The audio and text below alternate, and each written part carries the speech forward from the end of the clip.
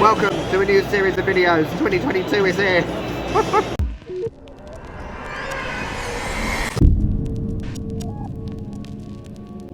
Oi gente e bem-vindos ao Brasil.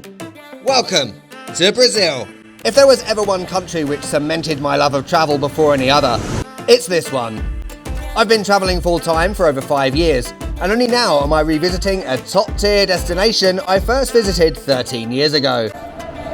Join me for the next 3 months as we explore the world's 5th largest country, beginning in the sprawling São Paulo, a megacity home to over 12 million people. Brazil, full of diversity, gastronomical delights, pristine beaches, incredible scenery and history, and amazing people.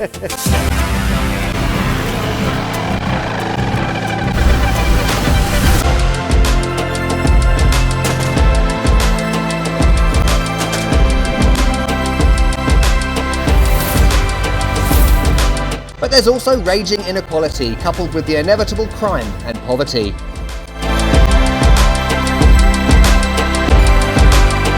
I'm not gonna lie, Brazil isn't the easiest country to travel in.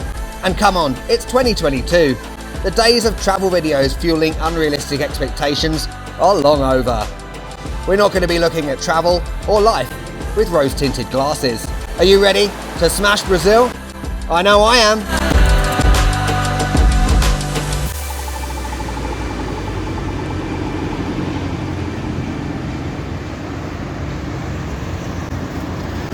So everyone, welcome to the centre of São Paulo, Brazil.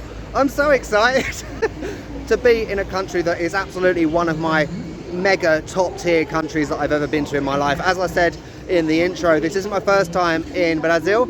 It's not my second time either, it's my third time. I was in Rio in 2012, 10 years ago for my 30th birthday for Carnival.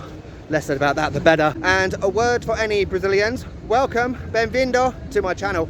And I wanted to say that I spent a lot of time in Mexico in the past, obviously speaking Espanol. As a result, my Portuguese is kind of portuñol at the moment, but bear with me, I've done a pronunciation course. Hopefully it'll improve.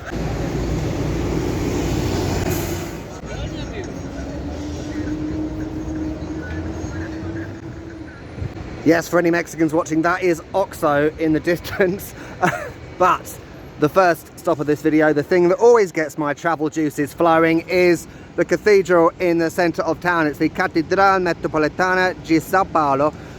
In other words, St. Paul's Cathedral, and it's a neo-Gothic style cathedral. It actually was only finished in 1954. It took about 4 decades to construct. Inside is absolutely cavernous and beautiful. You've got these ginormous pillars which take up so much space. Obviously they've got to support the ceiling and everything, but the thing I loved the most was almost like 2 stories worth of these absolutely marvelously beautiful stained glass windows in a variety of colours depicting different things. It's absolutely beautiful.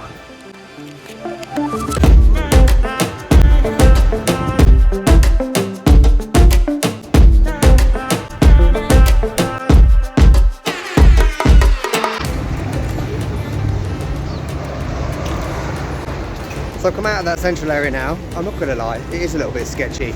You saw probably in the background like tents, homeless guys, shit on the floor, stuff like that. But to be honest with you, if you come to a South American city like São Paulo and expect not to see that sort of thing, you're living in cloud cuckoo land, because, you know, homelessness, poverty, drug use, crime, they happen. We're not living in utopia, and especially in a central area like that, you've got to expect it. On the whole, these guys are relatively nice. You know, I just give them a cigarette and that sorts them out. But one did throw a football and a bag at me, but then a nice one came up to me and told me I couldn't film. So I've learnt that for the future. Baptism of fire in Brazil. We're heading up that way. Oh, the lights are green, lovely. To the second stop of this video. It's food. Look at this street art around here, where the bus is in the way on that building up there.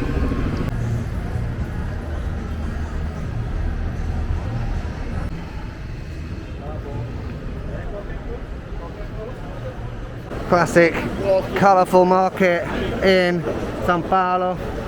I'm actually, I think, gonna have 2 different dishes here. one of which I've had already, I'm not gonna lie. It's kind of like complete overstimulation of the senses, because there's just so much going on and so much to look at and so much to see. All sorts of different food, cheese, fish, meat, you've got bars, little restaurants. You can see something there that we're gonna have in a second, but first I want to have something which is very small but is an absolute beautiful angel. The famous coxinha. Indeed it is famous. Right, let's get some. Bom dia. Eu quero uma coxinha, por favor. Uma coxinha? Coxinha, com frango. Okay, a coxinha, not to be confused with cozinha, which is kitchen, right? Is like a little teardrop of batter. Like it's like a dough thing with a filling, and it's called coxinha. I think it translates roughly to like drumstick. So originally this was made with like a chicken thigh, or a chicken drumstick or whatever, hence the shape. And it's so common, like literally everywhere I go, walking the streets, I see these everywhere. So they are abundant. You cannot fail to have a coxinha. These are the best. So the dough part is just divine.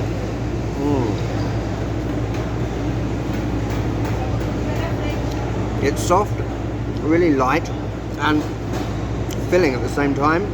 Yesterday I had 2 of these, that's all I ate all day. Brilliant.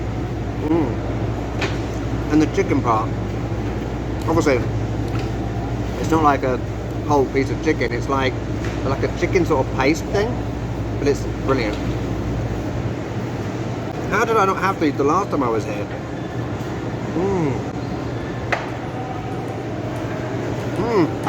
Okay, obrigado. Hasta luego. Hasta luego.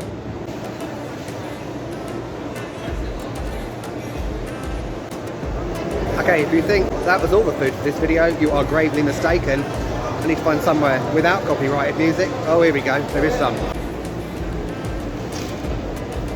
Okay, we found somewhere. I think we should be okay with the music. Chico Bruno. Now this absolute beast is what we're getting. Mortadella con queso. It's absolutely ginormous. Eu quero mortadella con queso, por favor. Bebidas? Bebidas. Abacaxi. The beast has arrived. Look at this. Also, I've got abacaxi, that's pineapple, by the way. As you can see, it's packed full of mortadella and cheese, kind of mixed up with it as well. And this bread is basically French bread, pan francés. It was introduced in the 30s apparently, and supposedly a guy complained once, an irate customer, about the price of it, considering how much meat he got for his money. Brazilian Karen back in the day. And in order to appease this guy, the guy who was making it loaded it up with even more meat to basically shut him up. I can't believe Karens existed back then. Let's tuck in.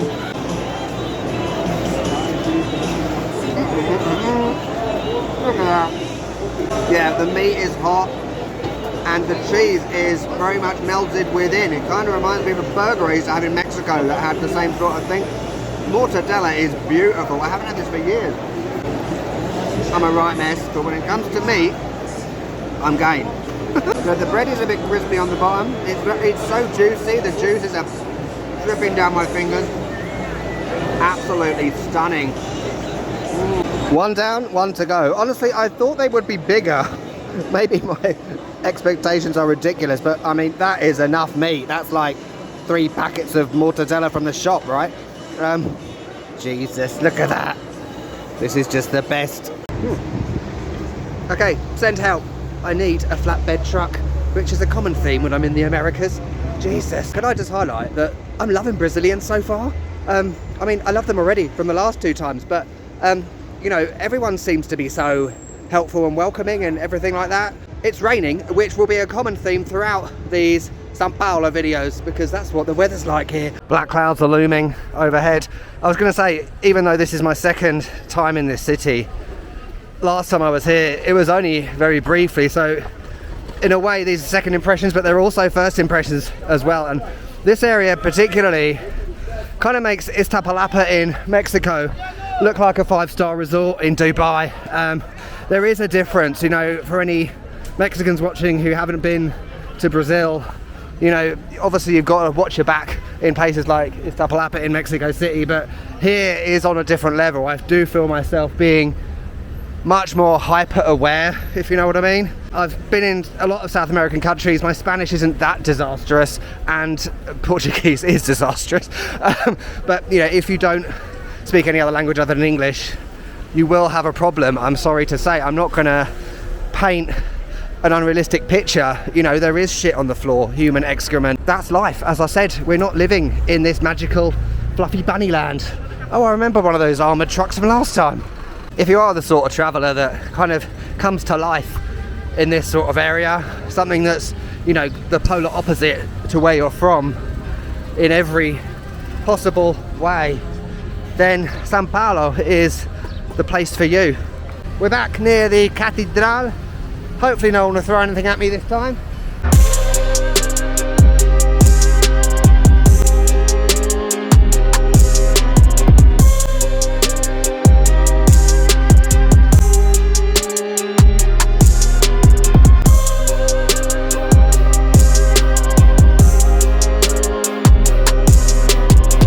Liberdade. This is the Japanese area in São Paulo. Obviously, this city is incredibly diverse in terms of nationalities, ethnicities. São Paulo, the city, actually stemmed from a small village called São Paulo dos Campos de Piratininga. Hope that's correct, it probably isn't. The Jesuits came from Europe to basically teach the indigenous peoples of South America how to read and write, and also about Christianity. They set up missions all across South America, particularly in the south of Brazil, Argentina and Paraguay. You might have seen a movie from 1986, The Mission, which is kind of about a Jesuit priest coming from Europe to do just that. How cool is that? And this is a Japanese convenience store. I was in here yesterday. Let's have a look actually. There are so many products I used to buy in Japan, it's unbelievable. All these sweets. I don't know if I got these in Japan, to be honest with you, but this thing over here, senbei, I had that in a video in Japan in Takayama. The only thing missing is egg sandwiches from Family Mart, which would be legendary. There's onigiri as well. All these other Japanese products here, and of course a plethora of cup noodles. Momofuku Ando, the creator of cup noodles in Japan. I went to the Cup Noodles Museum in Yokohama. We got sake, and double of course we have Pocky, the absolute ultimate. And although the Jesuits weren't necessarily performing like forced colonization as the Portuguese colonists were, you could argue that in a way it was, I guess, indoctrination, I don't know. But they were very much against the forceful nature of the way Portuguese conquerors basically took advantage of the locals and enslaved them.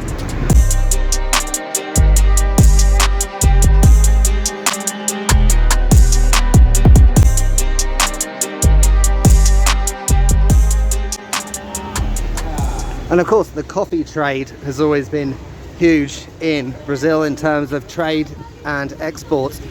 I read that 4.9 million slaves were brought here from Africa, predominantly from a port in Angola.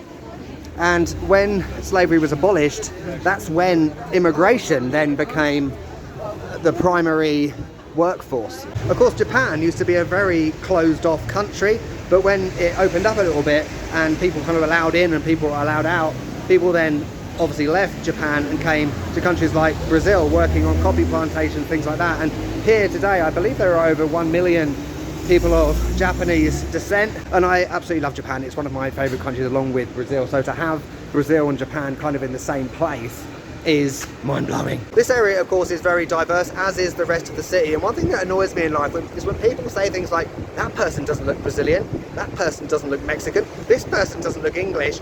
Ethnicity and nationality are two different things. I may have the nationality of British and those are my passport, but ethnically a lot of me is from Poland and the Balkans. We don't have to look like a stereotypical person from a certain country that, you know, society believes that's what a person should look like from that country. The world is a melting pot. The world would be boring if everyone just looked the same in every country. Japão, Liberdade, bilheteria. Obrigado. Line number 1, Paraiso. The ticket is 4 reais and 40 centavos.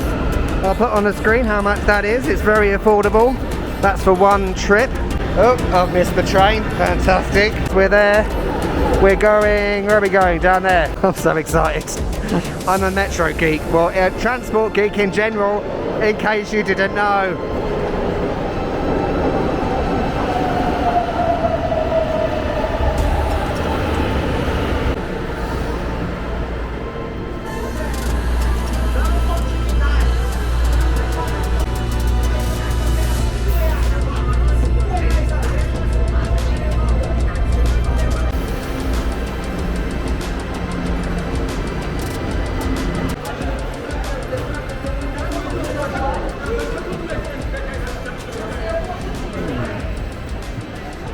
I'm heading to Avenida Paulista.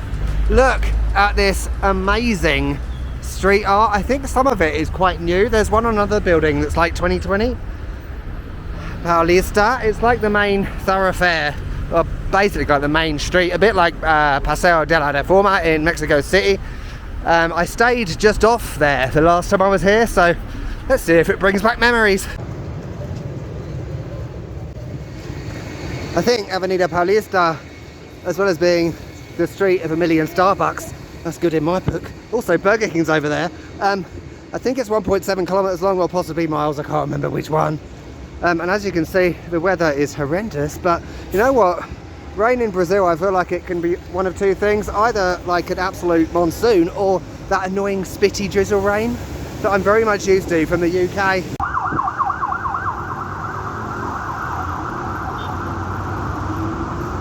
I'm in the middle of Avenida Paulista. It always cracks me up how, like, if I watch any other travel YouTube people, like, every video is always sunny. How do they do that? Let me know, Hans, because whenever I do one, it's like this. It's fine though, I don't mind. This road is loud, chaotic, absolute mayhem, but there is the art museum. You see that on like everything about Sao Paulo, anywhere online, any travel brochure with these bizarre red sort of stilt things with the building suspended up the top. On the subject of buildings down Paulista, I believe a lot of people used to have like mansions down here as a result of, you know, money made from the coffee trade. There was one back there somewhere which I completely forgot to look at, but I'm not going to walk back now in the rain. Also, there was another building earlier. It looks like the Empire State Building. We might go there in another video. Hang on, could this be an example of one? This is so cool. Look at that decoration on the front and the windows on the balcony, the doors rather, that are slightly open, all dilapidated. It's very interesting about this whole coffee trade thing, because honestly it's something I've never really learnt about in the past, as well as things like slavery in this area of the world. I was going to say, what are my first impressions or second impressions of Sao Paulo? It's ginormous, it's massive, it's chaotic. You have to watch your back a little bit more in comparison to other cities. But one thing I have noticed this time around, let me know if I'm completely off base with this, but I feel like Sao Paulo is a progressive city in terms of things like sexuality, gender equality, things like that. I feel as though from people I'm seeing and things like that, that, you know, there's a lot more acceptance here. I have just been in Ukraine for like 2 months, which couldn't be any further from progressive, if you know what I mean. So there's probably a bit of that. I swear, I give away more cigarettes to my Brazilian homies than I actually smoke myself, but whatever. The last thing I want to say for this video is that I feel like I've needed today to do 2 things: to get my bearings, but to also relearn boundaries and to respect boundaries in a new country. I think it's important we do that when we come to a new country, or an old country even, one that we haven't been in for a long time. Because let's face it, I'm not in Kansas anymore, Toto. Kansas being Mexico. And it makes me realise why expat gringos go on and on about moving to Mexico, because honestly, as I said earlier, someone like Mexico City in comparison to Sao Paulo is a completely different kettle of fish. Just because a city is in Latin America doesn't mean that they're all the same. I learned that in Medellin, in Bogota, in Buenos Aires, they're all very much different. The thing that happened earlier with the football to my head and the bag as well, I'm glad that happened, because right at the beginning of filming this video that happened, and that made me relearn my boundary and respect boundaries in Brazil. So going forward, I now will be able to be a little bit more sensible, you know, because safety is down to you. That was my stupidity. That was my decision to go filming in a dodgy area. But I will learn from that going forward. I probably won't, but whatever. So next up, we're going to a very special place in the south of São Paulo, somewhere with a very special meaning to me and probably to every Brazilian on the planet. It's a lifelong dream and I can't wait. I'm welling up right now. So thanks for watching. Don't forget to subscribe, like, comment, share this video and everything, and I will see you next time. Catch you later. Até logo.